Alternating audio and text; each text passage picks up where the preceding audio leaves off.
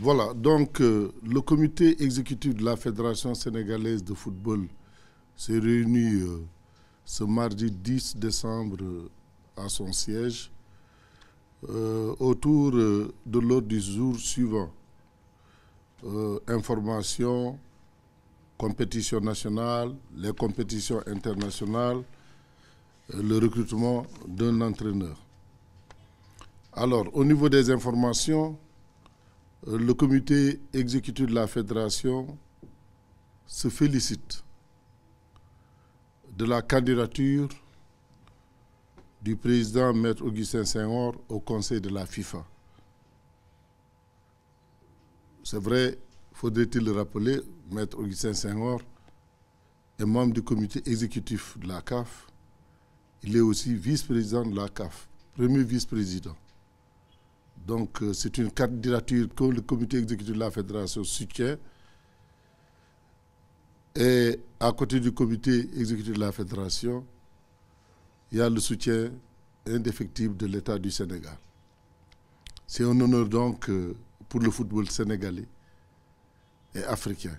Et c'est pourquoi nous allons mettre tous les atouts de notre côté pour que cette candidature soit victorieuse. Au niveau des compétitions nationales, il y a la compétition au niveau de la ligue professionnelle et au niveau de la ligue amateur, principalement. Au niveau de la ligue professionnelle, nous sommes à la 7e journée.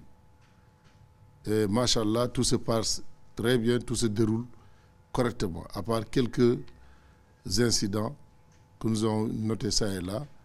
Mais dans l'ensemble, tout se passe très bien. De même que la nationale 1 et la nationale 2, tout se déroule correctement. Il faut dire que cette année aussi, nous avons pris les devants pour organiser très tôt les préliminaires de la Coupe du Sénégal et permettre aux vainqueurs de la Coupe du Sénégal de se préparer mieux pour représenter le Sénégal en Afrique. C'est ainsi que les 32e de finale, le tirage va s'effectuer le 29 décembre. C'est pour dire que d'ici là, toutes les régions, toutes les ligues auront fini les préliminaires de la Coupe du Sénégal.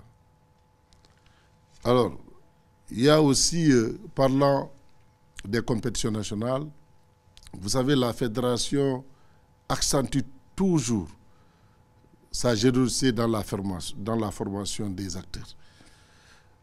Nous avons décidé de former les délégués et les managers des clubs. C'est important, parce qu'aujourd'hui, pour éviter certains contentieux, pour éviter certains rapports qui ne correspondent pas aux attentes, il faut renforcer les capacités des acteurs. C'est ainsi qu'à côté des commissaires de match qui vont être formés jeudi prochain, dans le cadre de la Coupe du Sénégal, nous avons aussi maintenu la formation des administrateurs des clubs et des délégués pour que nous ayons le même entendement, nous ayons le même comportement et nous ayons la même production. Au niveau des compétitions internationales, nous avons étudié tous les rapports. L'examen des rapports a été fait. Au niveau du Bichoqueux Égypte 2024, c'est le lieu de féliciter encore l'équipe Bichoqueux, l'encadrement, et féliciter aussi l'État du Sénégal pour son soutien. Alors, nous avons gagné. Il nous reste maintenant la Coupe du Monde. Et là aussi, comme à l'accoutumée, la fédération ne va pas lésiner sur les moyens pour mettre l'équipe dans d'excellentes conditions de préparation. Et ça, nous pensons que si l'équipe-là se prépare très bien, nous avons des raisons de croire à une performance en mai 2025, date à laquelle se jouera cette Coupe du Monde aux îles Seychelles. De la même manière, UFOA U17, l'équipe nationale du Sénégal U17 s'est qualifiée pour la Coupe d'Afrique U17. Ça a été aussi, à l'image des U20, un grand moment parce que les U20 sont qualifiés pour la CAN U20, les U17 sont qualifiés pour la CAN, non seulement sont détenteurs de la Coupe UFOA que ce soit au niveau des U20, que ce soit au niveau des U17, mais ils sont encore qualifiés au niveau de ces phases africaines. Alors, c'est pour dire que, machallah, notre football est en train de se développer davantage. Nous avons gagné ici, rappelez-vous, la CAN U17, la CAN U20, le CHAN, la Coupe d'Afrique, le Bichoc. Fort heureusement, de la même manière, nous allons partir CAN 2025 au Maroc. Nous allons partir à la CAN U17. Nous allons partir à la Coupe du Monde. Après avoir gagné la CAN Bichoc, nous allons partir à la Coupe du Monde Bichoc. Et il nous reste maintenant que le CHAN, où nous allons jouer maintenant le dernier tour contre le Libéria le 22 de ce mois au match aller et le 28 au match retour. Nous espérons aussi que c'est la seule entité qui reste maintenant pour aller en Afrique et que nous allons gagner et nous qualifier pour cette compétition qui se trouve être le CHAN. Par ailleurs, le comité exécutif exprime son soutien à l'AS Jaraaf pour la qualification véritable au niveau de la phase des poules et demande à toute la population sénégalaise de se mobiliser pour que le Jaraaf, à l'image de nos sélections nationales, que le Jaraaf puisse se hisser au toit du football africain. Et c'est possible.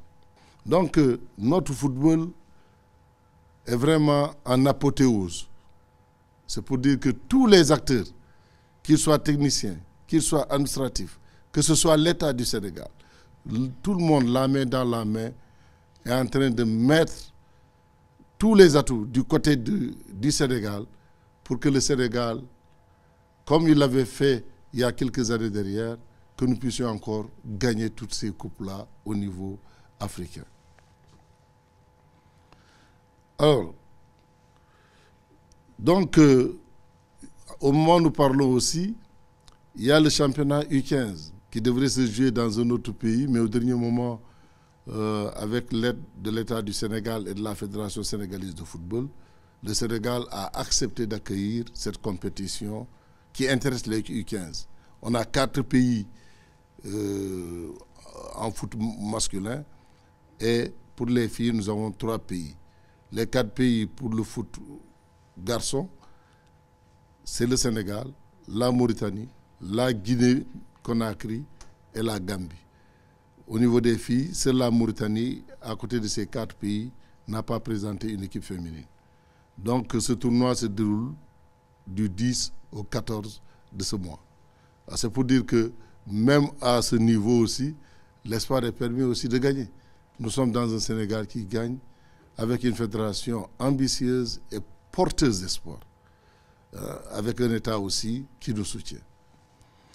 Alors, le CHAN, comme je l'ai dit, nous allons jouer donc le dernier tour des éliminatoires le 22 décembre au Libéria. Et l'équipe déjà, notre équipe nationale va quitter le 19 et pouvoir jouer ce tournoi qui est aussi très très important pour nous. C'est le lieu de montrer encore à l'Afrique qu'il ne s'agit pas seulement d'une équipe nationale A, mais aussi nous avons une équipe locale très compétitive qui a gagné le dernier CHAN et qui est aujourd'hui le champion à battre.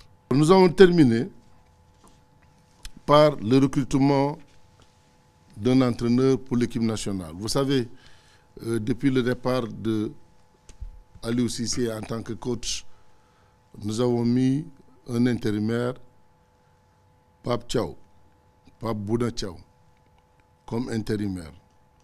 Alors, le comité exécutif, à l'unanimité, a retenu la candidature de Pape Bouna Thiaw comme entraîneur de l'équipe nationale A. Alors, ce choix se justifie entre autres de l'état des services au niveau des différentes sélections nationales avec une victoire au CHAN et une qualification obtenue de manière convaincante à la CAN Maroc 2025. Et non seulement par rapport à ces services rendus, Pape Bouna Thiaw répond aux critères fixés par le comité exécutif, à savoir avoir un diplôme CAF, UEFA Pro ou son équivalent, avoir une expérience de haut niveau en club et ou en équipe nationale, avoir une connaissance poussée du football africain ou mondial. Il répond aussi, surtout, à l'option de la fédération qui a toujours prôné le développement de l'expertise locale, qui nous a valu tant de satisfaction au plan des résultats. Juste après le choix porté sur Pape Bouna Thiaw, le président a rendu compte à Madame le ministre.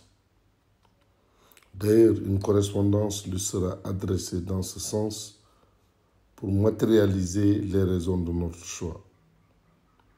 Il est aussi bon de rappeler que nous avons tenu informer la tutelle sur toutes les étapes du processus.